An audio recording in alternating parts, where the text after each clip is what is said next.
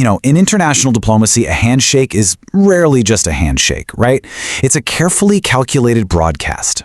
Today, we're unpacking a seemingly simple diplomatic meeting that, honestly, kind of unexpectedly, became the absolute center of a massive European political moment.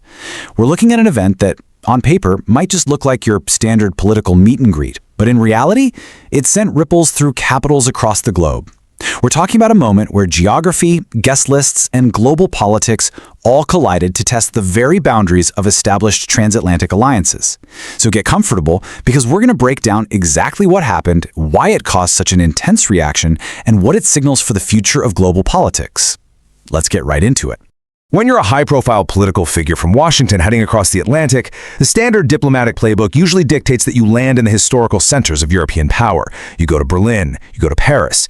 But when JD Vance landed in Europe, he made a highly calculated choice to completely bypass those traditional power centers. Instead, he went straight to Budapest, and he went there to meet directly with Hungarian Prime Minister Viktor Orbán.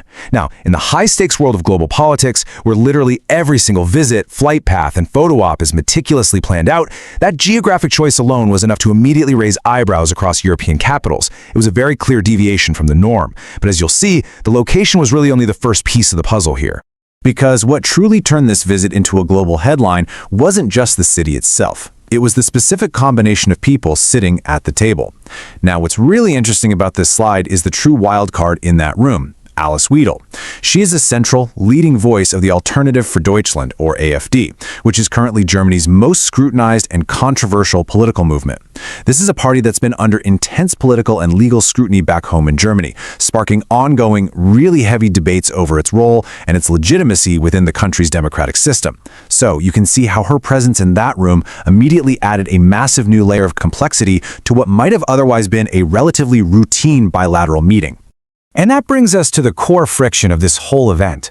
When images and reports from Budapest began circulating online, the reaction in places like Berlin wasn't just mild curiosity, it was deep, palpable concern. Because look, this wasn't simply a diplomatic chat over coffee. It forced an uncomfortable question straight onto the desks of European leaders. What exactly does it mean when a senior political figure from Washington is seen engaging, even informally, with political actors that remain highly controversial within one of Europe's most powerful nations? It challenges the unspoken rules of international diplomacy, and it essentially forces a reevaluation of who is actually considered a legitimate partner on the world stage. Okay, let's dive into this broader context with part 1, shifting European dynamics. We need to look at the background to understand why this specific meeting carried so much immense political weight. We really can't look at this meeting in a vacuum. To truly understand the gravity here, we have to look at the shifting tectonic plates beneath European politics that made this exact moment possible.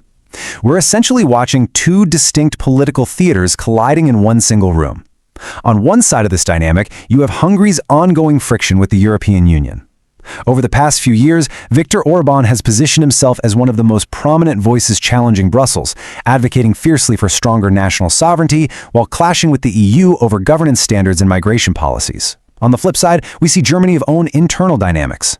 Support for parties like the AfD has grown significantly, mostly driven by voter frustrations over economic pressures, immigration debates, and broader cultural questions.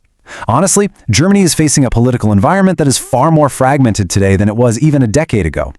So when you place Orbán's challenge to the EU and Germany's internal political fragmentation into the same room, the true significance of the Budapest meeting becomes incredibly clear. Which brings us perfectly to part 2, the power of optics, and how perception routinely outpaces actual policy. We are living in an era where perception outpaces policy almost every single day. In today's hyper-connected media environment, a single image from a meeting room in Budapest can travel at the speed of political Twitter, shaping global narratives and triggering massive debates way before an official press release is ever drafted. This is exactly what analysts call political optics. It's when visual perception and informal diplomatic meetings function as strategic signals rather than just simple, casual conversations. And observers quickly interpreted this Budapest signal not as some isolated, one-off event, but as a potential alignment of entirely different political forces across national borders. Was this just a chat or a highly strategic move? Well, the timing made it incredibly sensitive, especially since elections and power shifts are actively happening all across Europe right now. Every single signal carries heavy meaning. So the absolutely crucial point here is how the establishment reacts to these signals. For the German political establishment, maintaining a strict distance from the AfD is viewed as absolutely essential to preserving the country's political stability and its international reputation. This is a perspective heavily emphasized by prominent establishment figures like Friedrich Merz, the leader of Germany's center-right opposition. And that is exactly why the optics of this Budapest meeting caused such intense friction. For some observers, this meeting represents a totally natural evolution of democratic politics, where new alliances form as public opinion shifts. But for others, it raises serious, immediate concerns about the fundamental unity within the European Union.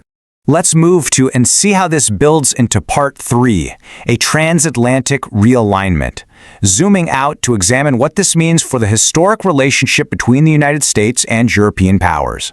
When we look at the macro picture, we really have to ask, what does all this mean for the long-standing relationship between the US and Europe? Are we actually witnessing a fundamental transatlantic realignment? Well, if we break it down, we can clearly see a transition from a historical political era into an emerging one.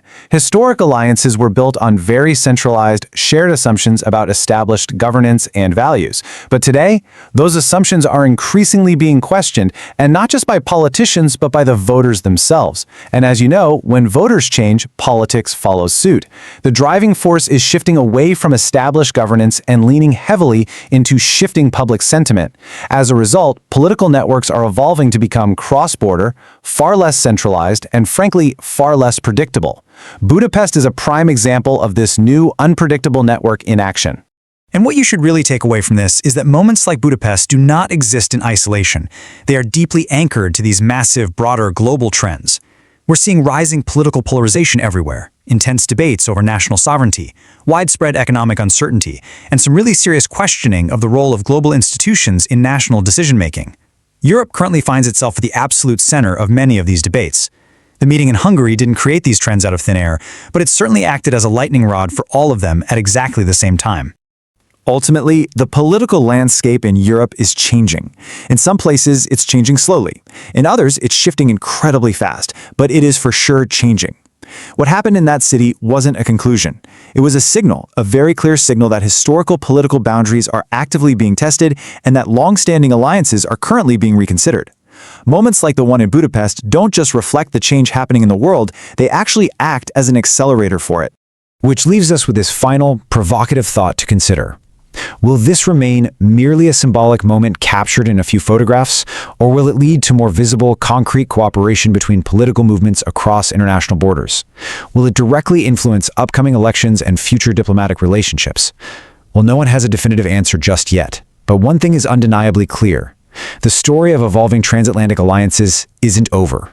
In fact, it's really just beginning. Thank you for joining me for this explainer, and definitely keep your eyes on how these massive global shifts continue to unfold.